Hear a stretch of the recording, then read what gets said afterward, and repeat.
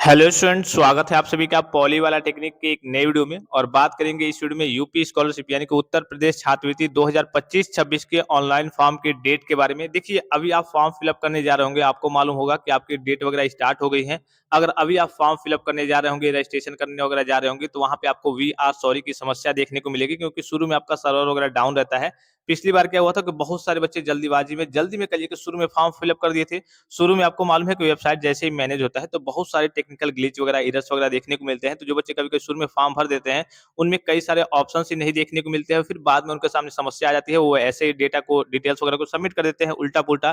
फिर बाद में उनका चल के फॉर्म वगैरह रिजेक्ट हो जाता है। ठीक है? आपको मालूम है कि मैं हर एक आपको वीडियो प्रोवाइड करता हूँ, चाहे फ्रेश हो, चाहे रिन्यूअल हो, कैसे फॉर्म को फिलअप करना है, क्या करना है। तो अगर आप जल्दीबाजी करते हैं, आगे कहिए कि अगर कोई गलती हो जाती है, आपका फॉर्म गलत तरीके से सबमिट हो जाता है, तो ज़ाहिर-सी बात है कि इसकी ज़िम्मेदारी आपकी होगी। आपने छोटी-सी लापरवाही की, जल्दीबाजी की, जिसके चलते कह लीजिए कि आपका फॉर्म रिजेक्ट हो गया, आपका पूरा स्कॉलरशिप का पैसा वेस्ट हो जाएगा। एक भी आपका जब फॉर्म ही रिजेक्ट हो जाएगा, तब तो आगे कह लीजिए कि धनराशि की बात ही नहीं होने वाली है। तो यहाँ पे देखिए इस बार क्या-क्या बदलाव होने वाले हैं। आपका जो फॉर्म फिलअप होने वाला है, आपको मालूम है कि 10 जुलाई 2025 से स्टार्ट हो गया है, ठीक है? ये आपके कह लीजिए कि post matric other than inter के बच्चे हैं, जो बच्चे यूजी, पीजी और डिप्लोमा के कोर्स वगैरह करते हैं, जैसे BA, BSc, MA, MSc, BCom, MCom, DElEd, ITI, polytechnic, BTech, BEd, BBA, MBA, nursing, DElEd, सभी के लिए है, ठीक है? इसके अलावा जो कक्षा 9, 10 और 11-12 के बच्चे हैं, किस क्लास के? कक्षा 9, 10 और 11-12 के बच्चे हैं, उनका जो कहिए कि फॉर्म फिलअप होना स्टार्ट हो गया है, वो 2 जुलाई 2025 से स्टार्ट हो गया है। लेकिन अभी तक वेबसाइट सही तरीके से मैनेज नहीं हो पाई है। अभी आपके कुछ ही बेसिक से डिटेल्स वगैरह ओपन हो रहे हैं। जैसे कि मैंने आपको बताया था कि अब आपका ओटीआर रजिस्ट्रेशन कंपल्सरी कर दिया गया है। क्या कर दिया गया है? ओटीआर रजिस्ट्रेशन यानी कि वन टाइम रजिस्ट्रेशन आपके लिए कंपल्सरी कर दिया गया है। ये ओटीआर रजिस्ट्रेशन होता क्या है? तो यहाँ पे आपको दिख रहा होगा, मैं एक बार आपको फिर से दिखा दूं।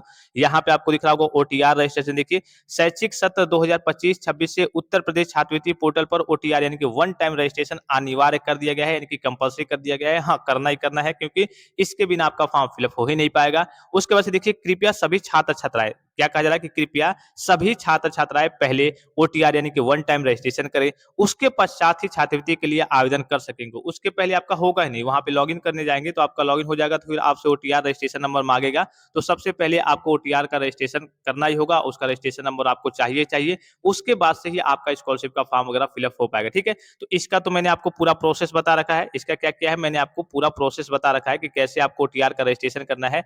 उसका लिंक मैं आपको इसी वीडियो के डिस्क्रिप्शन बॉक्स में दे रहा हूँ। हो सकता है कि आप जब करने जाएँगे, तो आपके सामने वहाँ पे हो सकता है कि एरर वगैरह की समस्या दिखे, क्योंकि बहुत सारे बच्चों का अभी सही तरीके से नहीं हो पा रहा है। तो 2, 4, 10 दिन और आप वेट कर सकते हैं। उसके बाद से सबसे पहले आप ओटीआर का रजिस्ट्रेशन करेंगे।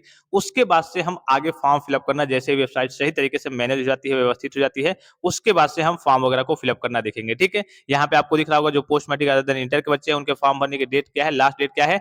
20 दिसंबर 2025 तक है। तो अभी डेट आपके पास कह लीजिए कि काफ़ी ज़्यादा समय है, बहुत ज़्यादा जल्दीबाजी आपको नहीं करनी है। जल्दीबाजी में अगर आप गलत तरीके से फॉर्म फिलअप कर देते हैं, सबमिट कर देते हैं, तो पूरा आपका मामला खराब हो जाएगा।